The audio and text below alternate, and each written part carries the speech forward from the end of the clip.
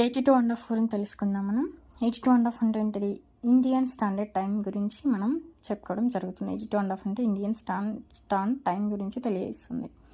అయితే ఈ 82.5 అనేది ఇలా ఇండియా గుండా ప్రవహించడం ఇండియా గుండా వెళ్ళడం జరుగుతుంది. ఇలా ఏమేమి రాష్ట్రాలు గుండా పోతుంది మరి? యూపీ, మధ్యప్రదేశ్, ఛత్తీస్గఢ్, ఒడిశా, ఏపీ, అలాగే ఒక యూనియన్ టెరిటరీ గుండా పోవడం జరుగుతుంది.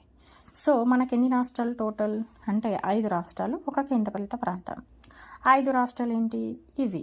కేంద్రపాలిత ప్రాంతం మన పాండిచ్చేరి అంటే ఒక యూనియన్ టెరిటరీ గుండా పోతుంది. అయితే దానికి మనము ట్రిక్ ఏంటంటే ఉమాచోర్.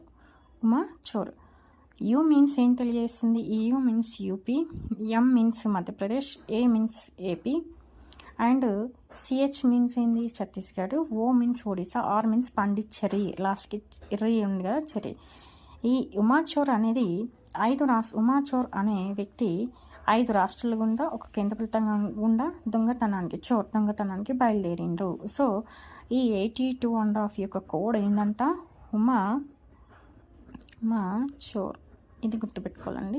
డెఫినెట్గా 1 మార్క్ క్వశ్చన్ ఇది. ఖచ్చితంగా పీసీ కానీ ఎస్ఐ కానీ దానికి 1 మార్క్ క్వశ్చన్. సో ఇలా ట్రిక్స్ గుర్తుపెట్టుకొని మనం చదువుకోవాలి. థ్యాంక్ యూ అండి.